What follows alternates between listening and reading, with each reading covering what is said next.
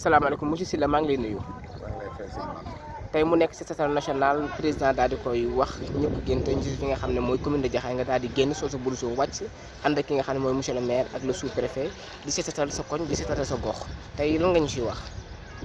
waaw lépp luy ànd ak cet moom dañ koy rafetlu ala kulli aal rawatina nag muy loo xamante ni c'est décrété au niveau national ñu yegg ko def it nag parce que yaakaar naa ne seetal suñu réew action la yoo xamante ni depuis l'ancien régime le président Macky Sall mi ngi fi amoon ñu doon ko def chaque premier samedi di saluer aussi l'initiative et la continuité de son excellence le président Bassirou Diomaye Diakhar Faye bi ñëwee aussi xam ne ni initiative idée bu baax la mooy nañ ko continuer di ko def kon doon cee rafet di wax ne ñun tey à l'instar des autres zones Jaxaay tey bi mu ñëwee dafa choisir axe stratégique muy l'axe bi nga xam ne mooy duggukaayu Jaxaay principalement kon bu ñëwee nañ ko seetal te ku gis ndox mi ni muy mel gis fi ni muy mel ñu ne nañ ko jël box bi ñu taxaw tey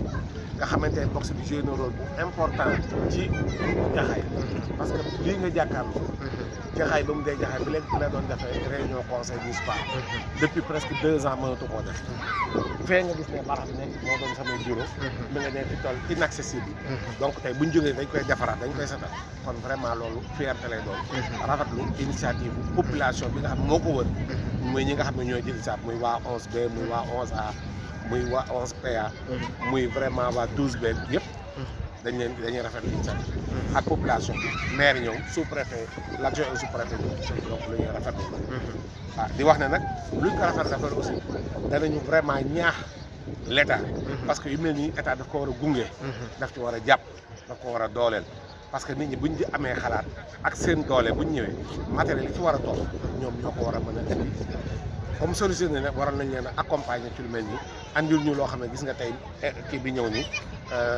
machine bi gradeur bi ñëw mënul dugg tey bu ñu amoon chenille wala pocolin bu mën a dugg maasale setal ci sport école yi wër yëpp fi lañ doon defe seen sport mënatuñ ko donc loolu aussi ñu ngi ñaax état mu dimbali ñu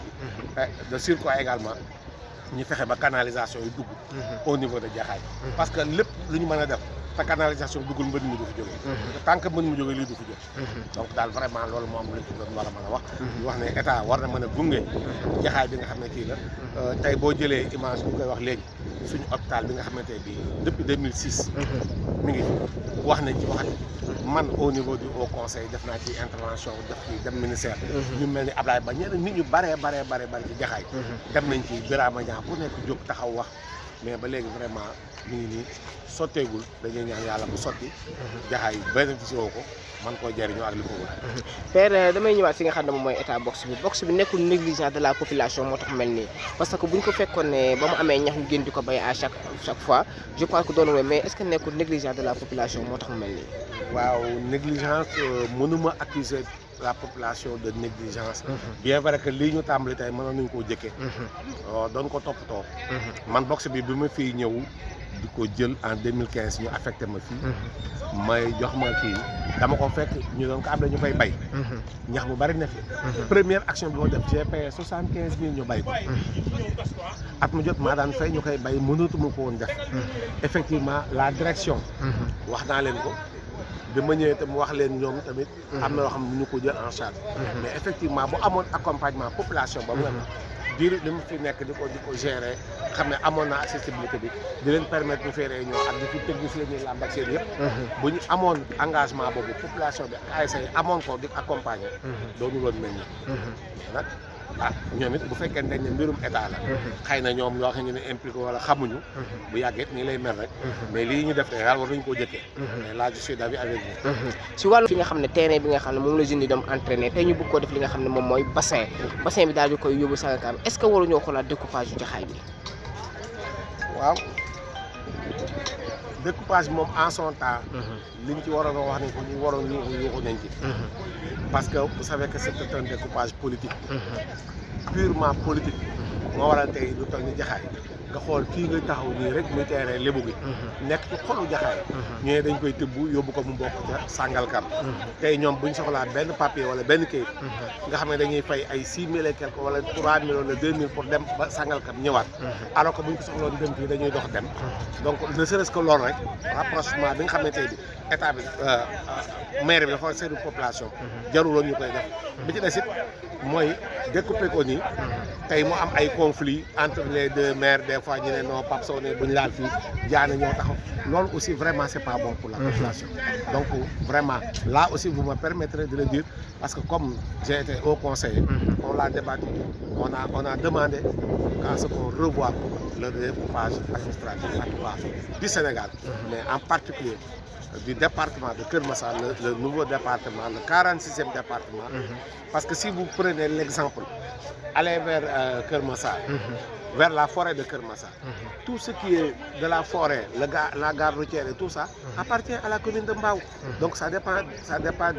du département de Pikine. Alors que c'est administré presque par les autorités administratives, en l'occurrence le préfet de Keur Massar, parce que c'est lui qui intervient là-bas. Vous prenez par exemple Kaïba, qui est là à côté, Niakourap, le stade de Niakourap, qui a été construit par la mairie de Jaxaay, mais maintenant qui appartient à la commune de Tivaouane-Peulh Niaga à cause du redécoupage. Donc vraiment c'est à revoir, c'est à déplorer. Et j'en profite également pour lancer un appel que nous avions solennellement fait au niveau du conseil à l'État, en tout cas diriger le département de Keur Massar en ville, parce que le département il n'y a pas de territoire. Mais si vraiment le Keur Massar est devenu une ville, ça pourra gérer beaucoup de choses. yan kàddu ngay tàggatoo sant yàlla rek. di leen gërëm. di la sant aussi parce que vous êtes un jeune. vous faites votre travail honnêtement pour la communication, pour la sensibilisation, pour l'information. et lii lañ bëgg ci yéen. di sant it jeunesse bi nga xam ne ñoo jóg comme ñoom El Hadj Ndongo ñoom Toumani ñoom ñëpp aussi jóg àndandoo ak délégués yi àndandoo ak autorités yi pour que ñu jéem a jël en main tout ce qui est luy doxal suñu gox. vraiment di sant gërëm ñëpp.